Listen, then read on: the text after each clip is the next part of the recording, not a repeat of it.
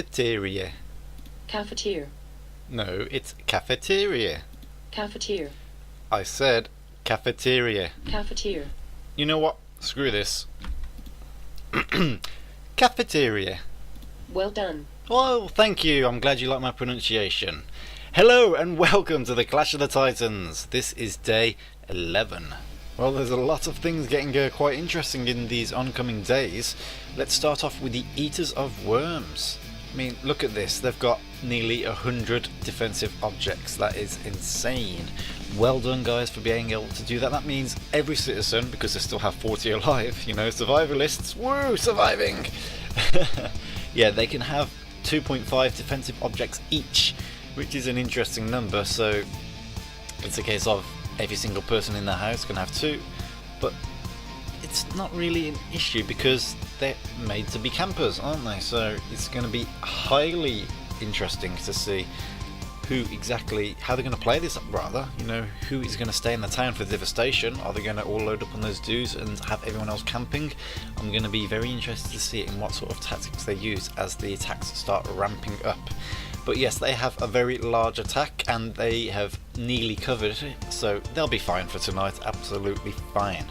A lot is built. It's a general build day for everybody, really. So well done there, guys. The goody goodies of Nobody Cares. My word, have you seen their defense? Why? Because they have the guard tower. Well done, really well done. That is, I'm glad you got it just at the crucial time. We can finally see Guardian Town in full action and see the effect, well, of nearly 40 heroes.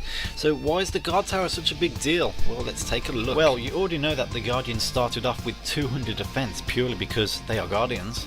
With their 3 deaths, they now have 185 defense. That's a passive, that is no problem. Now they've found the guard tower. The guard tower itself provides 15 defense, so that's rounded back up to 200. And now the guard tower bonus, they each have an extra 10 defense per person.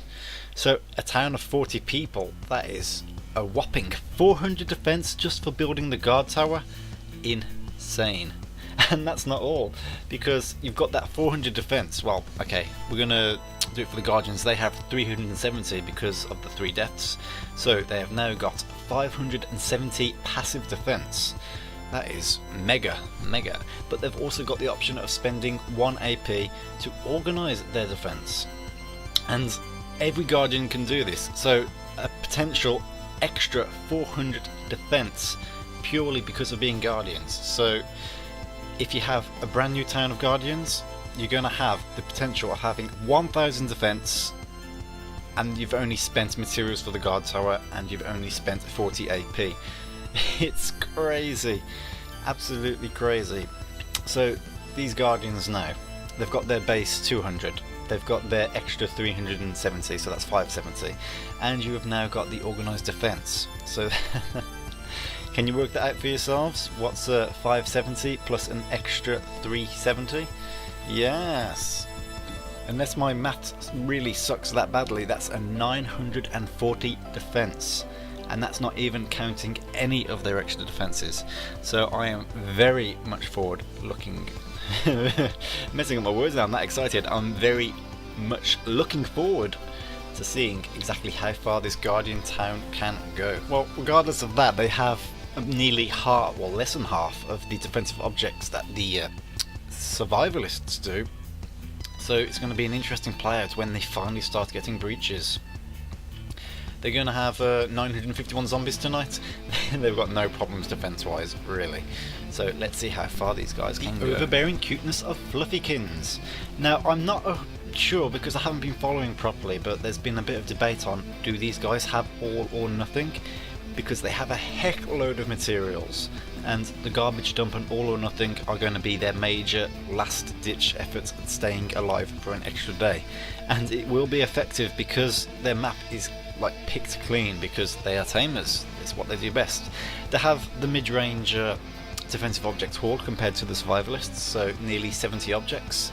That will go around quite nicely. It's highly, yeah, you can see here already actually, they've got the garbage dump, the dump upgrade, and the weapons dump. So the weapons dump, as you might have known from Quent's videos, combined with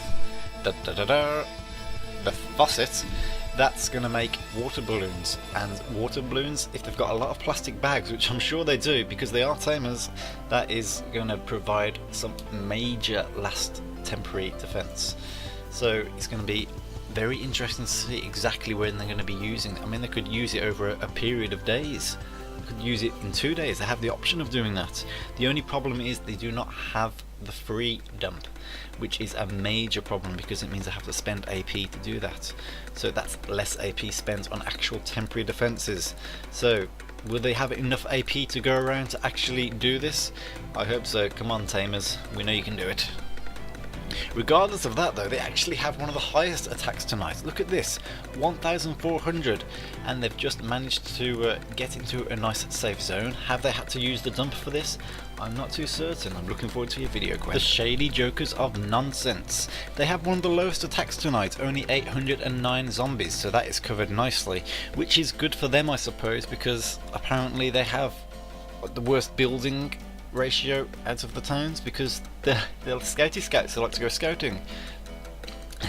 Regardless of that though, they have got some nice buildings to go around, like especially the water filter. Oh, I'm hoping we get the water filter.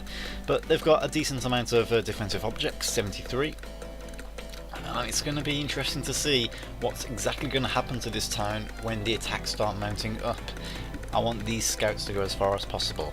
So go on, scouts, do it! The depleted zones, they have a standard attack of 1,071 zombies, but they've got that covered, no problems whatsoever. Have they had to use any temporary defense? I'm not too certain, it doesn't look like it. But they've got a very respectable 85 defensive objects, and they've had a death, even on day 10, ouch. I'm wondering if that was camping or not. As with Cross Knights, I'm always going to assume it was a camping problem. But yes, I'm looking forward to seeing these, their endgame tactics. So, go on. Go on, scavengers, show us what you're made of. And now here we are in TechTown. We've got a rather large attack, 1,101 zombies. Our defences are just about meeting it. We could have met it with more temporary defense, but I think we're going to be okay with this. We do have a plan regarding this though. Well, what do we have here? Is this the big rebuild? Yes, Berserk happened to stumble across a very rare blueprint on his way back from his north happenings, as well as bringing a rare print which happened to be the Eden project. So we are now okay for water, and we have got a major project to focus our CP in. We couldn't get it built today because it is a whopping 500 AP to build, and even we can't build that in one day without having to commit some AP to that. Our CP only goes so far, so that is going to be our project for tomorrow, attack depending of course. We've still got our nuts and bolts. We haven't committed to that yet. We want to hold out as long as possible. So we've done some cheap buildings like Mount Kilimanjaro, and of course then we've just committed to a few other things. Because of the added water from Eden project, we can do sluice, we can do mist spray, and we've got some other options for tomorrow. So we are going to go a little bit further than we expected. So that has been some big help. Thanks a lot, Berserk. You've made our town last just that little bit longer. And here we are at the bank. Something I forgot to mention is, take a look at this. We have, finally we have 3 chickens. We don't have the CP to actually build the hen house tonight though, which is unfortunate, but it's an option for tomorrow. Attack depending, of course. We're still waiting to use our jerry cans. We have built the great boom, and for some reason the catapult, but we're going to try and get that last building camped for that last, I say last, we've got like 6 buildings left, but the last known building. If we can get that camped, we've got one more chance at the water filter. Failing that, we're just going to have to go with the purifier. Everyone's got their hopes pinned on that. We really will be swimming on water because we haven't even used our super seekers yet. We have got a lot of jerry cans to be expending. So yes, tomorrow expect a major expedition and another camper. I'm going to wish them the best of luck. I'm not even going to say anything else on that. And the better start rounding this video. So here's our map. No campers tonight, so don't expect any deaths tonight anyway. We've got that last building up here, the buried building, but it's still running while it is, and as for the other buildings, we're never going to find them. Yeah, it's highly doubtful. But it's been a very exciting day because have you seen a town this season with the big rebuild and with false town built? We're going to be the first one maybe. It's going to be very interesting. But 500 AP just to build the big rebuild. Ouch, ouch. Okay, let's finish this up. So once again, any more information you'll be seeing on the annotations right now, and now you'll also be seeing links to everyone else's videos, so please check them out. Thank you very much for watching, and tune in tomorrow for day 12. It's going to be very interesting to see what sort of attacks everyone has. Oh yes.